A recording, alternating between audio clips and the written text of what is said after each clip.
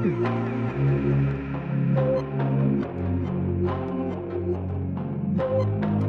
I want to thank everyone for joining us for Death by Design, Black Men and the Death Penalty. This is such a necessary conversation to have on October 10th, which is World Day Against the Death Penalty.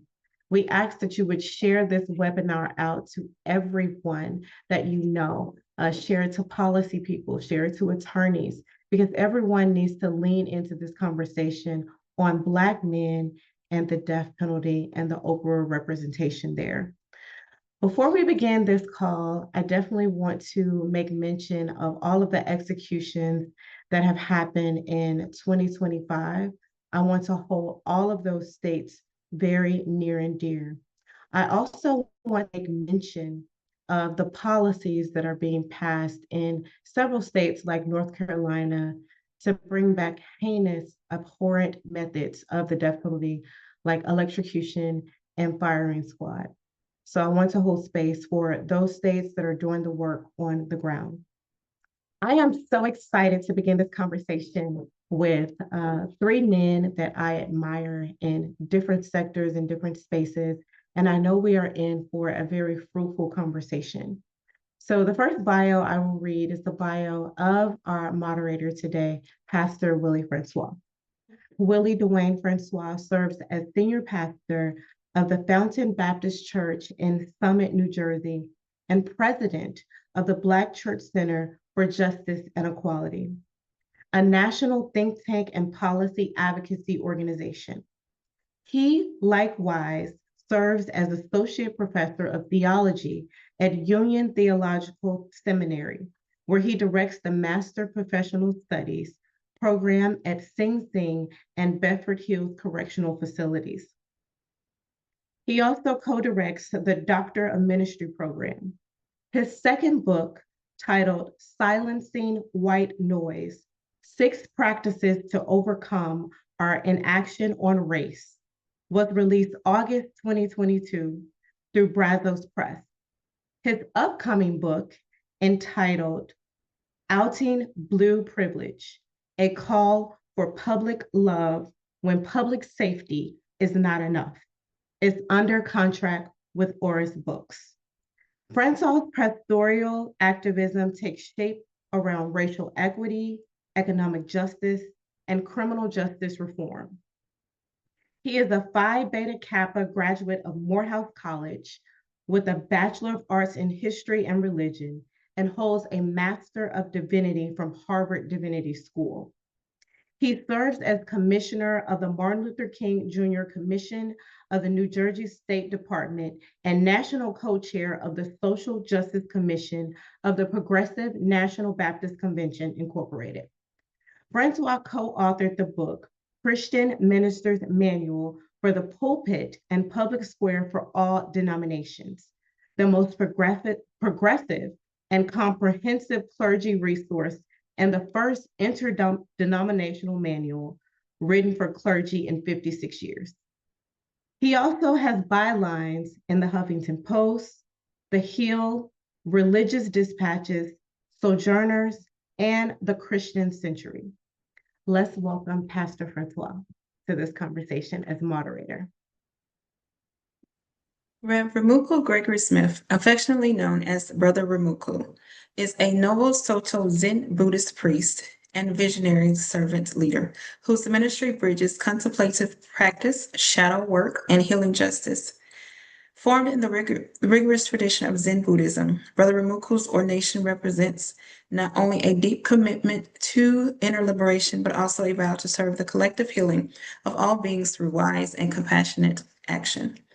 A devoted advocate for the sacredness of all life, Brother Reimoku serves individuals and communities as the spiritual, emotional, and somatic levels. He walks alongside those impacted by systematic injustice, including those on death row, as a God and spiritual counselor offering witness, dignity, and practices that support liberation even under conditions of extreme confinement.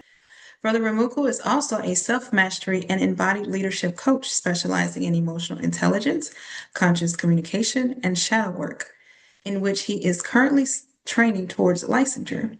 He is a proud inmate of Mankind Project, through which he crossed a threshold into mature manhood and intentional brotherhood in February of 2015. Out of that rite of passage, he founded King's Cultural Ministry of the Divine Masculine, a sacred brotherhood liberationist movement and self-mastery school that equips Black boys and men with the tools, mentorship, and rites of passage they need to grow into emotionally intelligent, economically empowered, and spiritually grounded leaders who create strong families and communities. Whether in the mediation halls, prison cells, or sacred healing circles, Brother Reimoku shows up as a bridge between traditions, honoring his Zen Buddhist lineage, Afro-Indigenous wisdom traditions as the way of the divine masculine, all of which inform his approach to advocating for systematic transformation. His work calls faith leaders to reclaim their prophetic role in resisting violence in all its forms, including state-sanctioned executions. Please welcome Rev. Reimoku. And finally, I would like to introduce Professor Tommy J. Curry. Professor Tommy J. Curry is professor of philosophy and holds a personal chair of Africana philosophy and Black male studies at the University of Edinburgh. He is the first Black person to be named a professor of philosophy in Scotland and in the long history of the University of Edinburgh, which was founded in 1583. He is the co-chair of the Research and Engagement Working Group that has been commissioned by the principal of the University of Edinburgh to investigate the legacies of colonialism and slavery, and the co-author of Decolonizing Transformations Report.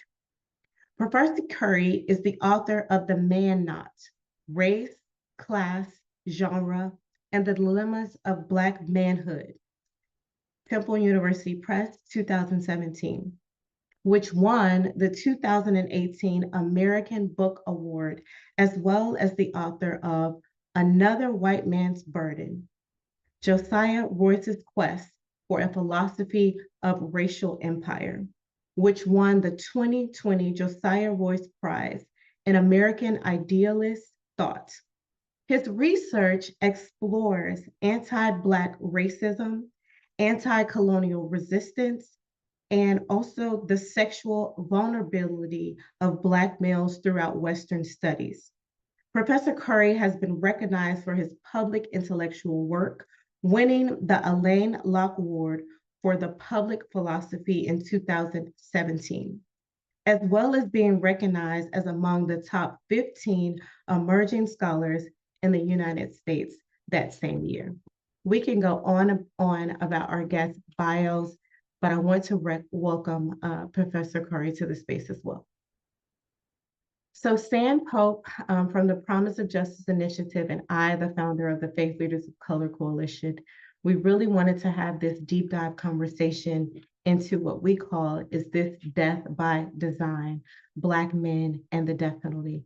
So we will go off camera and allow this conversation to take place. Pastor Francois.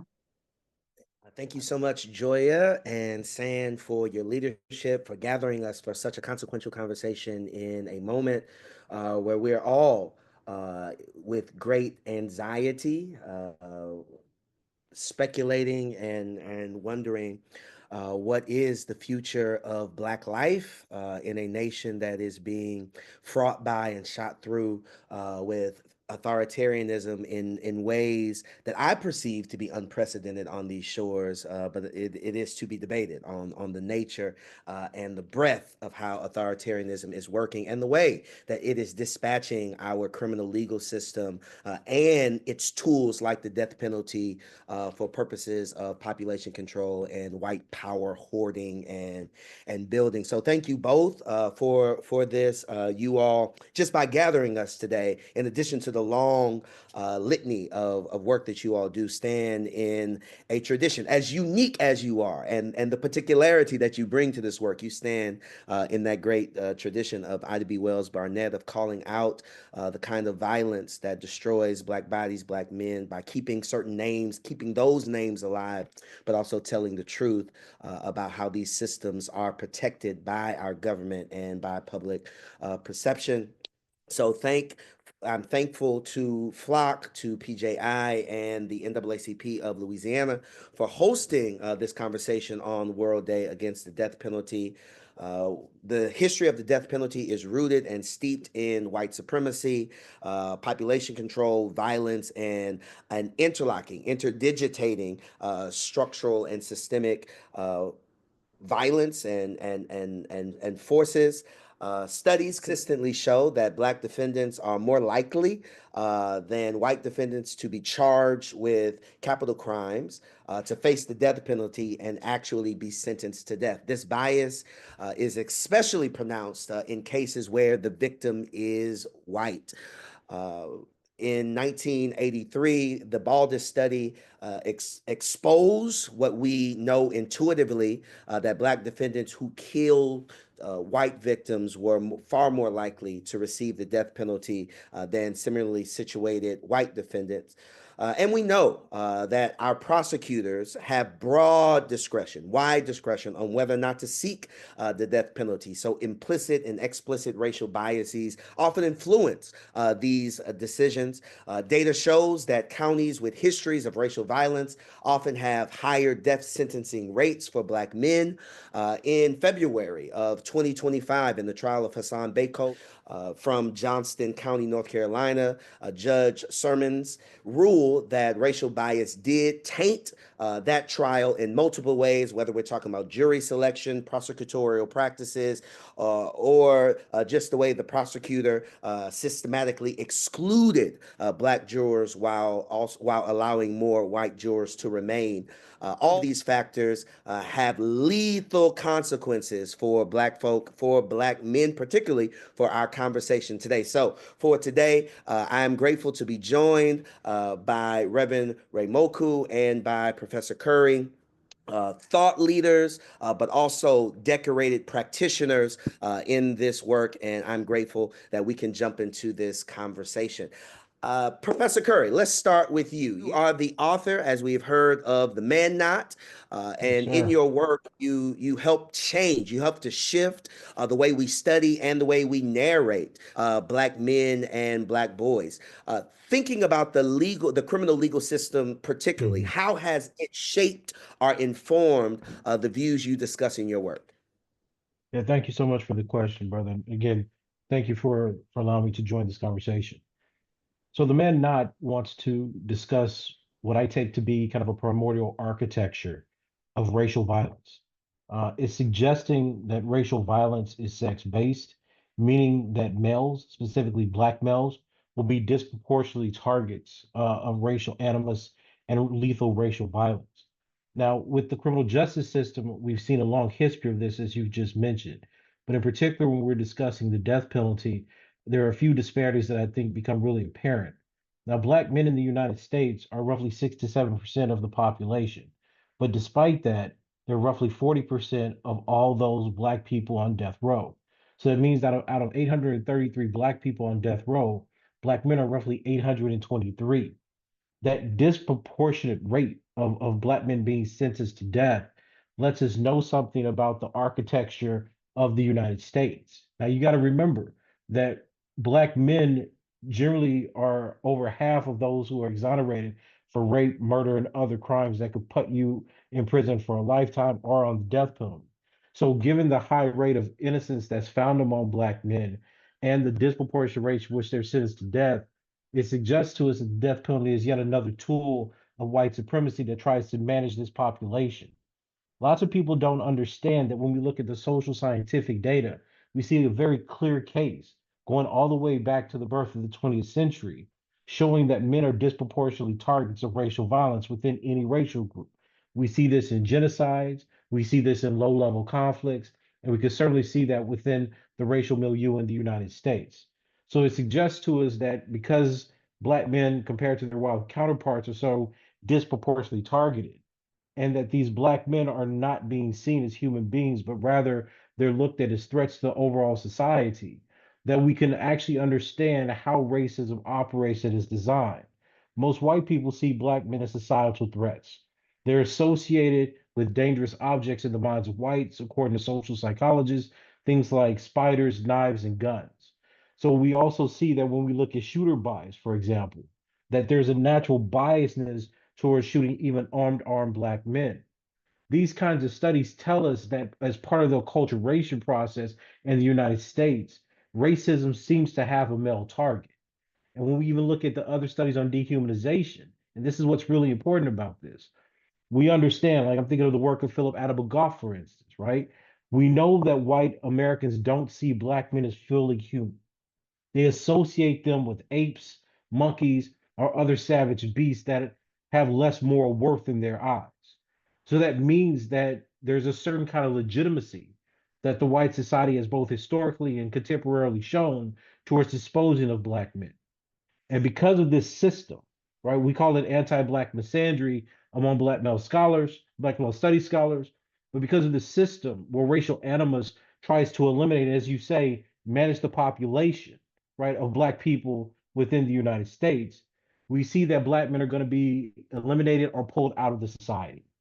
So what I try to capture in the Man Not is the social, scientific, and historical evidence that shows us that the death penalty, just like disproportionate rates of police shootings, try to exterminate a population that they believe is fundamentally violent and a danger to America's civil society.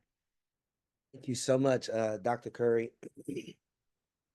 Reverend Reimoku, you were a spiritual advisor, a guide, a neighbor to Jesse Hoffman, who was executed by the state of Louisiana last spring.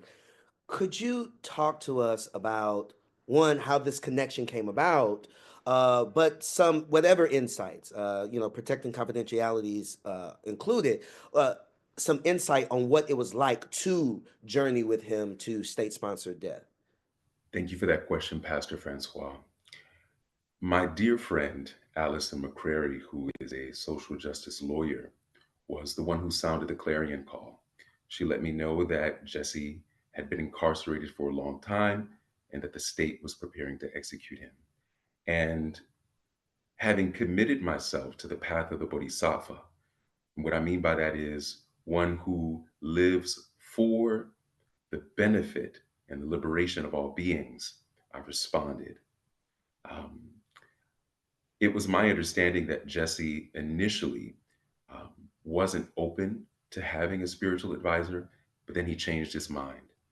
And I'm really glad that he did so because we cultivated such a heartfelt, deeply intimate relationship in a very short period of time.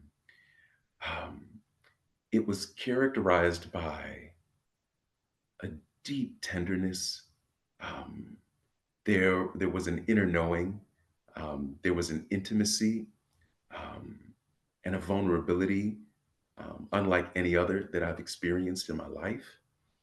And just bearing witness to him and his strength, his courage, his willingness to confront death was an incredible blessing for me.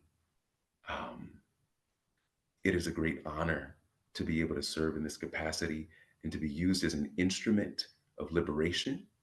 And insights about this are continually percolating. Um, but overall, I saw it as an opportunity to go beyond the normative ways in which Black men are conditioned to relate to one another, right? Oftentimes through perhaps a flattened affect or an unwillingness to talk about emotions. Um, that wasn't the case for me and Jesse. It was instantly heart resonant. And so I consider it a great honor. This is very helpful. There is something about the existence of capital punishment and the ways that we've done it in this country that assumes and projects the disposability of flesh, of life, of Black flesh, particularly Black male flesh, particularly.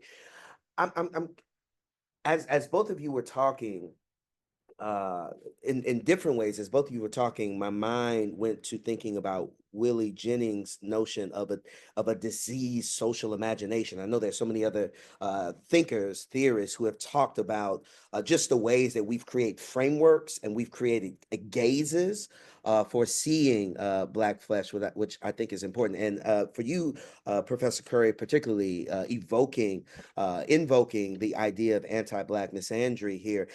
Could you talk a bit, Professor Curry, about how you present Black men as victims of white Yeah, patriarchy and sexual abuse, and how this might be manifested in ways that lead them to carceral systems? that was a beautiful phrasing that you used there as well. Um, I think one of the difficulties that we have when discussing Black men is not understanding the vulnerability they have to violence, be it physical or sexual. Now, we live with what we often call caricatures in my field, distortions, right? These kind of illusions of Black men as being monsters and always dangerous. And we have to be careful because we can see that even contemporary frameworks uh, that emanates and circulates within Black intellectual thought sometimes lead credence to those ideas, right? That Black men are toxic, that they're patriarchal, that they're sexual abusers, etc. So what my work is trying to do is show that when we go back to history, let's move away from theory and popular commentary. We go back to history, we see from the slave ship a sharp division between the Black male and the Black female slave. The Barricado, for instance, that's described beautifully by Baron de Vaste, describes how Black men are chained side by side, how they're constantly surveilled with guns and other weapons to discourage revolts, that they're actually separated from the women and children on the slave ship. We see how Black men were disproportionately brought to the United States as slaves. We've seen lynchings and castrations as an example of what the Black male body has to suffer and endure as a symbol to show that revolt and violence and resistance should not come from him. And what I've tried to do is show that all these symbols collectively over the last 300 or 400 years in the United States miss a crucial element, which is the Black male body becomes vulnerable to various forms of sexual violence. So we know with police stops, for instance, that Black men are often sodomized. We see over and over again through the imagery of lynching and castration how the Black male genitalia is constantly assaulted by police officers. It has a certain imagery of threat and reproduction in America's racist imagination. But when we talk about Black men, we don't have the kind of conscience to render them both vulnerable and specifically sexually vulnerable, right, within this kind of matrix of white supremacy, and then how it refutes many of these historical tropes of the Black man being a murderer, a rapist, and a thief. Black men are put in a position where they're locked out of many institutions within American society. So rather than them being fundamentally criminal, we don't often analyze how the structural position that they're located in the United States brings them into closer contact with the criminal justice system and law enforcement. We're denied jobs and educational opportunity, but then when deviance or theft becomes an issue, or our underground economy becomes an issue, we don't talk about the criminalization of Black men as being vulnerable to that. What Black male studies is trying to show is that the images that play out in the white imagination of Black men as being thieves, rapists, and dangers, things we can now prove with social psychology and neuroscience, have actually animated the denial of Black men being victims of violence and sexual brutality. And this is not only meaningful in terms of what we're missing about how Black men suffer. It's also important because we miss how the trauma of being Black and male in the United States produces in Black men a different kind of mental state and perception about the world. They live in a world where they're told to be good and moral people amidst evilness and injustice. They're told to expect a life full of happiness and to strive for success and optimality in a world where those very same opportunities are denied to them. So then when we see these kinds of brute Hobbesian realities where black men are forced to survive, to literally fight for survival, and we especially see this under the Trump administration, right? We see this where the rule of law has now become a weapon to criminalize black people in their own neighborhoods, in their own institutions, in their own homes. What ways are we supposed to make sense of that? We've done a very good job of talking about the historical stereotypes that affect black men, but we've done a terrible job of thinking about black men as a vulnerable population that have to be protected and invested in because they're targeted by a criminal justice system.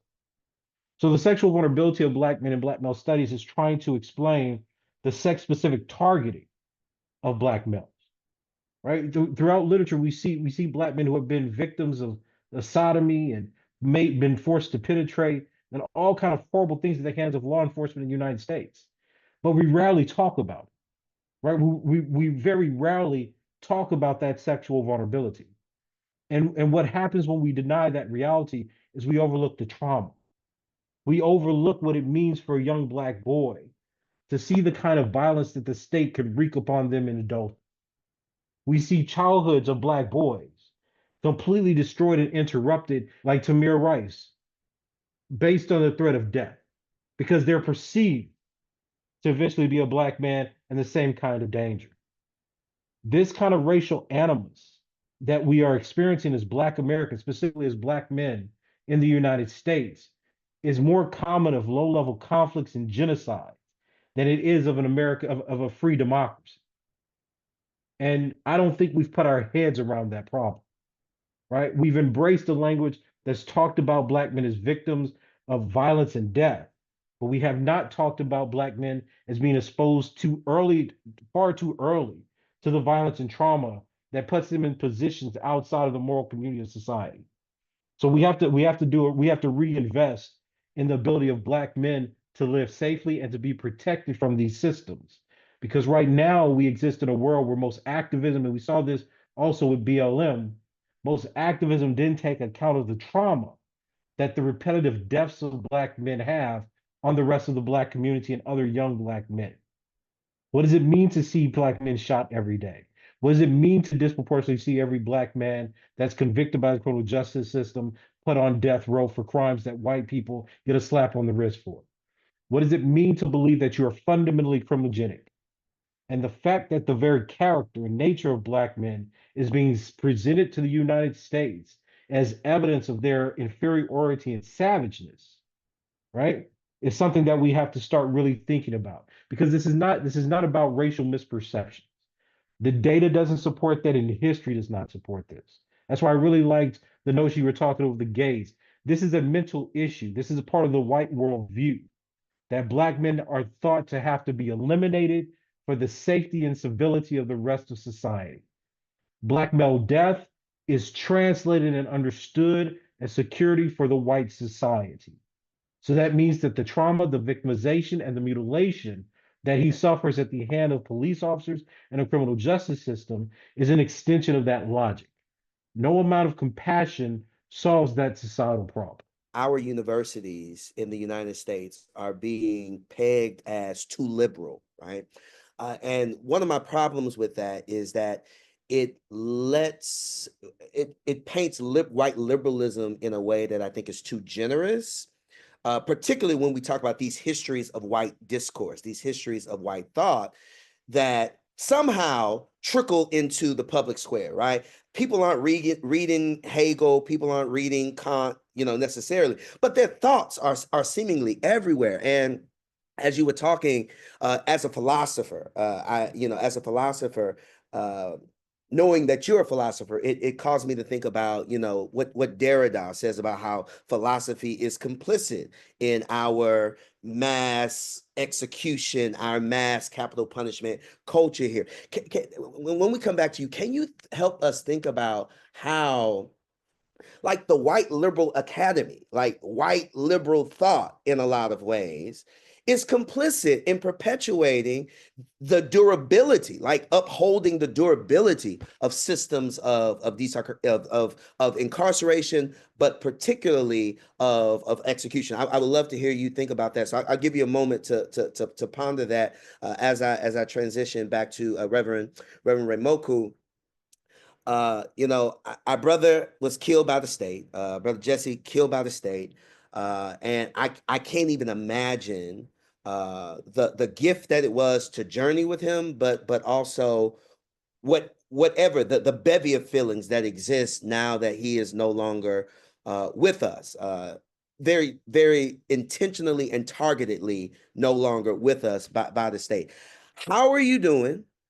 And how has your spiritual work and maybe even your activist work changed and evolved as a result of living through that? How I'm doing is a very nuanced question. I'm staying rooted in the midst of tumultuous circumstances. And my daily spiritual hygiene, the practice of Zazen or Zen meditation, um, keeps me above the surface of the water. Um, One of the things that I am actively reflecting on in the aftermath of the execution of Jesse Hoffman is how we can co-weave, co-dream together liberatory futures for Black men. Because the way to change an old system isn't by focusing on what we don't want, it's by focusing on what we do want, such that the old system becomes obsolete. And the person that I heard say that quote is a beautiful Sufi priestess by the name of Miriam Hasnat. And so I created King's Culture, Ministry of the Divine Masculine, with that question centerfold. How is it that we can come together and create liberatory futures for Black boys and men? And one of the things that I think we can do in the spirit of proactivity is to reignite the sacred Black masculine healing circle, where we have a sacred container, a crucible, if you will, within which we can practice emotional literacy, a psychically safe space where we can own and feel our true feelings and to express them in such a way that goes beyond the constraints of Black male conditioning in normative society, right? I have personally experienced this, the power and the beauty of a circle um, coming together to practice accountability, coming together to practice um, co-dreaming and supporting each other in our mental and emotional health. That's one thing that I think that we can do collectively in order to change many of these circumstances.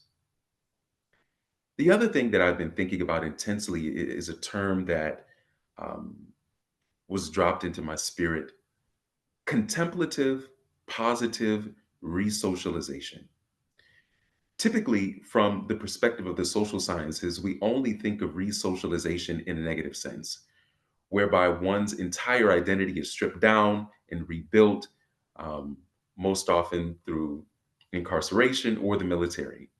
But what if that was flipped on its head in a positive sense, right? Where we can begin to re engineer um, our own social values and come together in such a way that we can um, buffer against many of the forces that seek to continue to take our lives and destroy our families. And one way I think that we can do that is by reviving the Afrocentric initiatory rite of passage into mature manhood, fatherhood, and elderhood. We can come together and create a social contract that supports us in abiding by a particular social agreement, right? Particular shared values, such that we can organize around shared principles and values and work against the systemic structures that seek to destroy our lives. Thank you for that. I want you to. I'm going back to Professor Curry, but Reverend Reimoku, if you could help us think about those of us who have privilege that we could leverage, those of us who should be invited into this kind of spiritual guidance work for our sisters and brothers who are condemned to death by the state. Can you think of maybe just some touchstones of what we need interiorly to bring to this work? How can we, if we're thinking about this kind of companionship work with our sisters and brothers who are facing death, what do we need to do interiorly to prepare ourselves for that work? But as you think about that, Reverend Reimoku, Professor Curry, help me help us to stop giving liberal white folk a pass on why these systems are so durable. Look, brother, it's funny because that's what a good portion of my research is on. Um, liberalism, as you know, assumes that we all have freedom, that we're all rational, and that in a democratic society, peaceful reform is the best way to make change. But white liberals have utilized various mechanisms of preserving society to demonize Black men. Now we can go all the way to the 1960s, and I want to start here because there's a very important theory that came out that's been utilized by white liberals and intersectional feminists for quite some time. It's the notion of compensatory masculinity. This was a key element of the subculture of violence theory that was developed by Wolfgang and Ferracuti. The idea was that because Black people were a subculture that communicated through violence and conflict, that they did not have the ability to integrate into a civil society that understood the worth of education and gainful employment. Now, this notion was picked up by white liberals and specifically, and most importantly, white liberal feminists, people like Susan Brown Miller, Williams, and Holmes, who were authors of The Sexual Assault. And the argument became this, that because Black men were oppressed within American society, they were denied education and employment, they fell into poverty, and they utilized violence against other groups of people, including people in their own household and communities, as a way to gain capital and prestige. So this was a notion that they overemphasized their masculinity to compensate for what they couldn't get in society. Now, white liberals have utilized this as a mantra. They've suggested that we can use criminal justice systems, we can use specific analyses of Black masculinity as being toxic and violent as the best way to understand what's generating deviant ideology and ideation within the minds of Black men. This has been used as a justification to explain domestic violence, rape in the Black community, and higher proportions of criminality among Black men and boys. Toure actually gave a version of this claim when he said that Black men didn't believe they could finish college a few months ago, after that article broke about the low percentages of Black boys on Black college HBCU campuses. Now, the white liberal believes that order can be maintained by addressing the problematic ideations and biases within one's mind. So, what white liberals do is they see Black men, Black maleness, Black masculinity, whatever term you would like to use. Black male studies scholars often talk in terms of manhood as kind of an original stain, a perennial sin, if you will. And it operates because it means that the Black male will always be deviant or tend towards deviancy because of the experiences of racism. So what the white liberal does, and this is their discourses, as you know, within the university, is they couch the Black male as fundamentally toxic, as fundamentally hyper masculine, as fundamentally compensatory, and as such sees his deviance in acting out in society as a fundamental personality flaw. So it's immensely problematic because what we see even today is how Black men are blamed for every social pathology, be it the recent presidential race, where they accuse Black men of being the ones that are driving the election of Trump, right?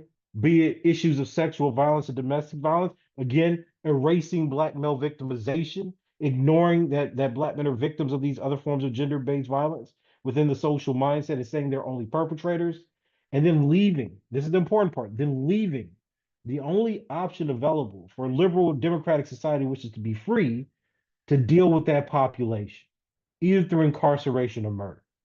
So white liberal discourses presume a version of reality that has never held true for Black people, but especially has not held true for Black men and boys.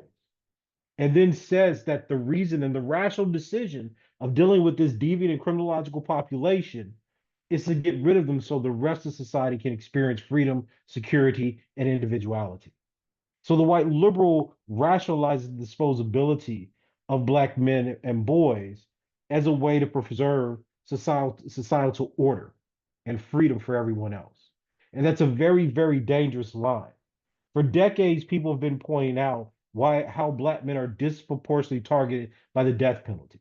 Being 6% of a population and 40% of people on death row is more than a disparity. It's a weaponization of a certain institutional practice. But despite that, white liberals have failed time and time again to answer the call for reform, or better yet, and this is the important part, fundamentally destroy the system that you know is a remnant of the anti-Black racism that you as the white liberal says should not exist in your democratic society. These people are playing a game on the politics of demography. They want to see the white race win at the expense of other groups of people. And the death penalty, just like mass incarceration, just like police shootings, just like poverty and homelessness, is a way to make sure that Black men do not pose a cultural and at large societal threat to their reign. And I think that that's something that we have to understand, that this is by design. These are things we see play out throughout history, and the discursive element, even of the white liberal, perpetuates why certain institutions and practices should be utilized to lethally exterminate and confine Black men away from civil society. Thank you for that. Thank you for that. Reimoku, we have to abolish the system. We're clear on that. But in the meantime, those of us who feel a vocation to journey with victims of capital punishment, what do we need in our inward journey to do this work well? There are three questions that arise for me with regard to that question. One is, what does it take to cultivate an intergenerational fraternal culture that both unites Black men under the banner of solidarity and ensures we thrive in the face of forces that seek to harm us? Two, how might we revive ancestral wisdom traditions and embed them into the codes that shape Black manhood for our collective benefit and that of our families and communities at large? And three, what legacies can we build by weaving timeless principles of human flourishing, moral beauty, and decisive civic action into the very fabric of Black male identity? These are the questions that King's culture exists to solve. And so one of the ways that I think liberation takes place is from within, right? As above, so below, as within, so without. And so for me, what that's looked like is doing my shadow work.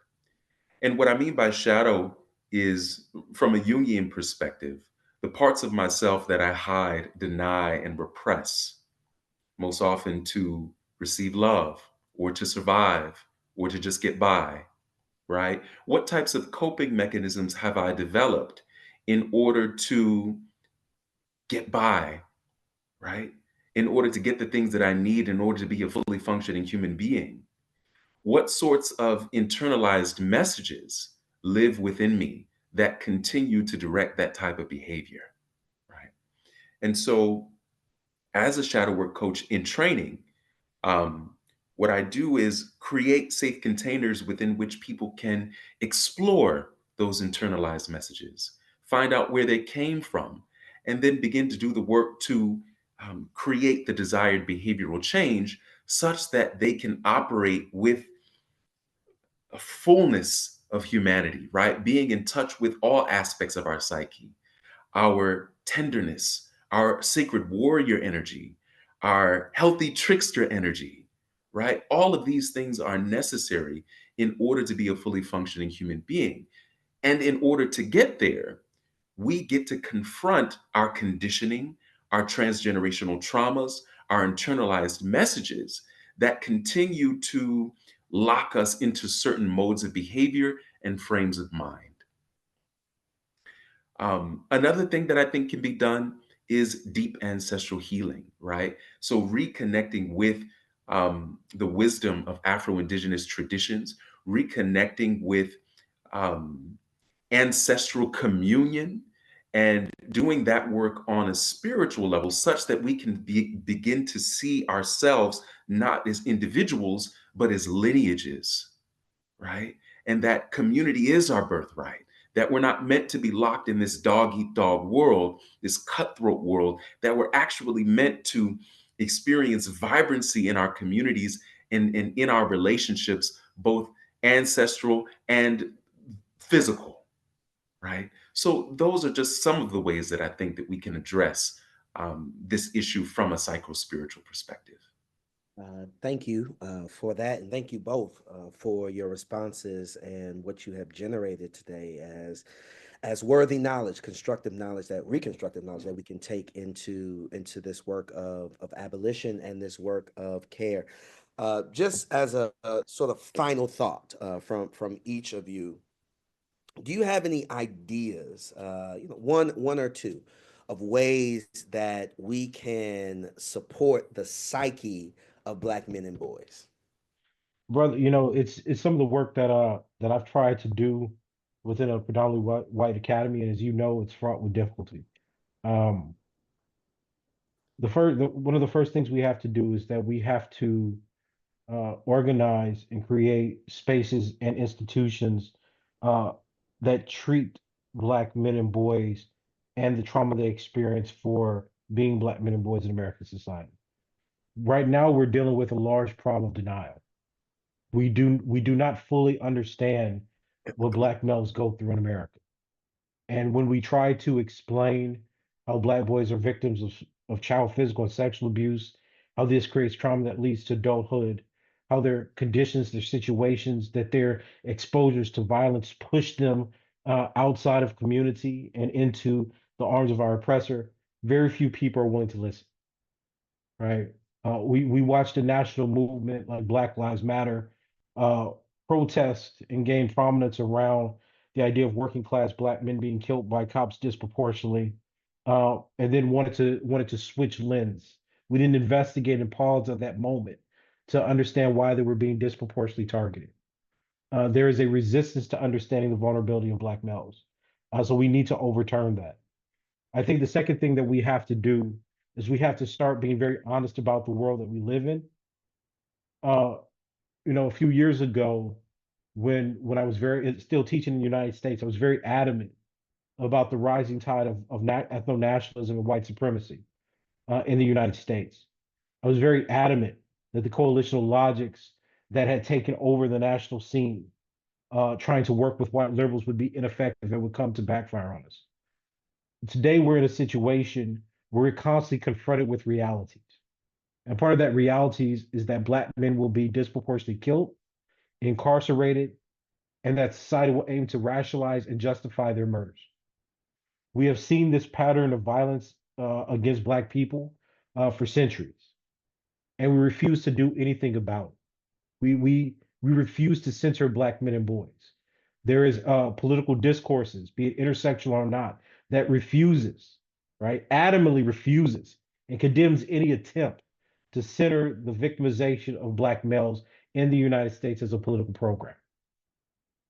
We can no longer remain silent about the ways that liberal thought and even the thought that's being promulgated as Black radicalism continues to do so. We need to make sure that we understand, and this is part of our job within the Black community. We need to understand why Black males are specifically targeted for death. We need to understand why Black males are being pushed into incarcerated and incarceral systems. and we need to act as a community against that phenomenon. Again, the question of protection and flourishing have to be centered among Black males. And right now, we're in a process of denial where we're still hoping, despite what the Trump administration is showing us, that white supremacy will recognize its own ills and change. But in case that doesn't happen, since there's strong evidence that it won't, Black people have to come together and decide. This is why I really like what Reverend Smith was saying. Have to decide how we want to cultivate the humanity of our own people. And that means recognizing the systems that are directed to us and against us, and then trying to prevent and attenuate the dehumanization that is specifically targeted towards Black males. Thank you, Professor. Rev, last word. Thank you. One thing is, I believe that it's imperative to continually challenge many of the dehumanizing narratives that are put forth against Black men and boys, particularly in academia. I think that it's important, just as Dr. Tommy J. Curry is doing, to advocate for Black boys and men from a social sciences perspective, from a philosophical perspective, from a spiritual perspective, and to begin to form our own academic theories around the lives of Black boys and men. As I mentioned earlier, I think this initiatory rite of passage into mature manhood is key because it gives us a space within which we can shape our identity amongst ourselves that serves as a buffer against the wider culture. And of course, coming from a Zen perspective, I think that the practice of sitting meditation, or zazen, as we call it in my tradition, is critical because it allows the thinking brain to cool down. It allows the emotional body to cool down such that we can see things clearly. Speaking personally, the practice of silent meditation has been indispensable in my personal and psychospiritual journey. And I think this practice and many of the ways of being of the Zen tradition can be very useful to us in a world that is oversaturated with technology. I think that digital minimalism is key, right?